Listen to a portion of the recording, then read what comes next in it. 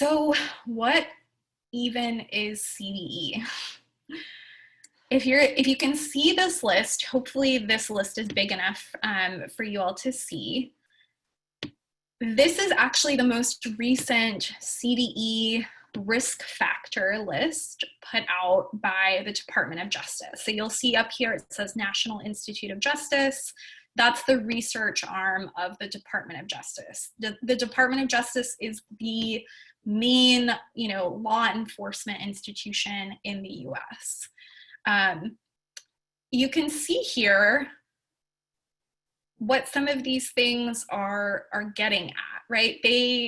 None of these things say Muslim, and yet we know deep down exactly what this is about, right? Having a terrorist friend, having extremist ideology, the fact that this is about terrorism and extremism and radicalization, and the way that these programs are actually, implemented, it becomes really clear that this is about Muslims.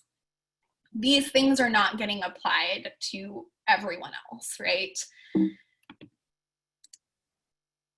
So imagine that you are, a Muslim who, maybe had the cops called on you at some point, as I think a lot of, I know at least in Boston, if you live in like Dorchester or Roxbury, like I wouldn't be shocked if you've had the cops called on you. Maybe your teachers think that your group of Muslim friends are extreme because y'all, joke about certain things or are particularly religious, or they think that you're in a gang, which I think is also a common occurrence for a lot of young people of color. Maybe you've spoken to a therapist at any point in your life, which I really hope that many of us are speaking to therapists and seeking out that kind of support. Maybe you are struggling to keep a job because of COVID, and many of us, I'm guessing, have had romantic breakups or family fights or, friendship breakups and stopped being friends with somebody. And yet that could mean that you're just like a millennial Muslim. I think having a sporadic work history and like a terrible love life is pretty much a lot of us who are in our 20s and 30s. Or, according to Homeland Security and the Department of Justice, you are on a path to becoming a terrorist or a violent extremist. And if that sounds absurd, it's because it really, really is. It is truly that absurd, but it's very much hidden. When you go to a CVE program, they're not going to show you this list of indicators. You're not going to see what they applied for, how they got the money to do these programs. But this is what's behind it.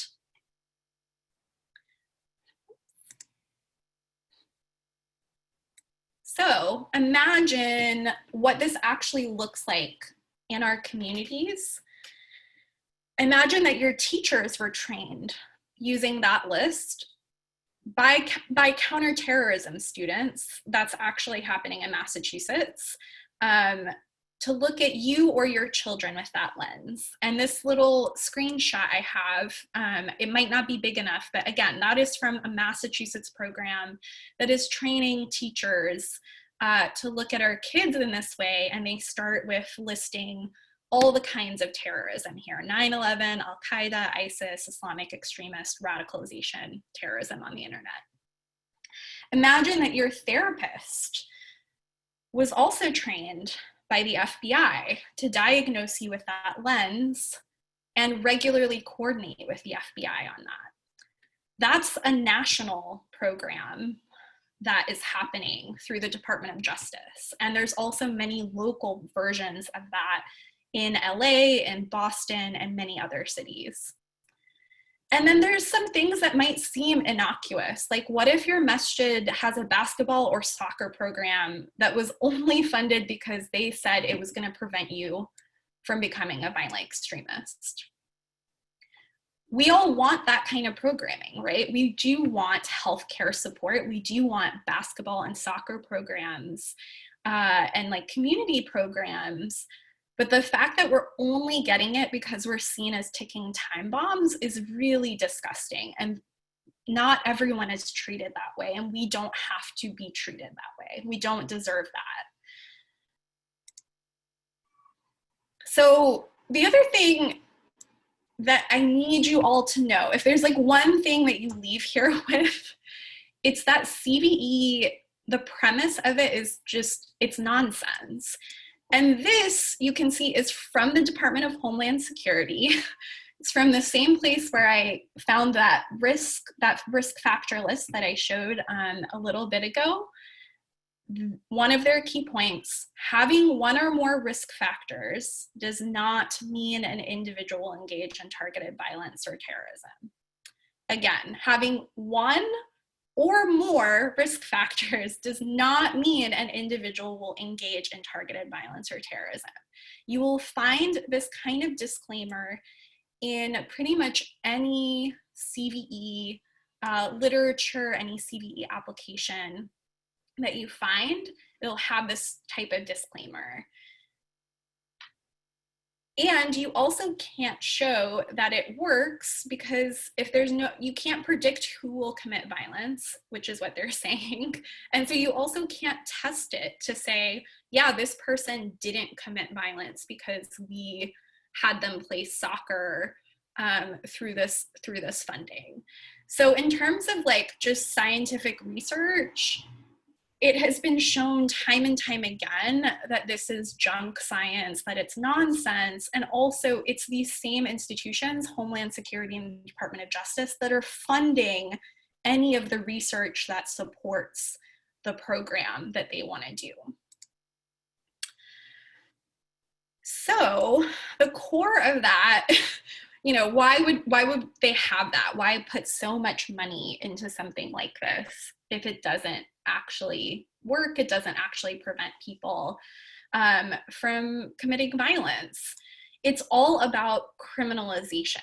So when you think about policing, we're talking about a spectrum of what happens to folks, right? And many of us think about when someone actually interacts with police, or when they're prosecuted through court, or when they're incarcerated, or afterwards.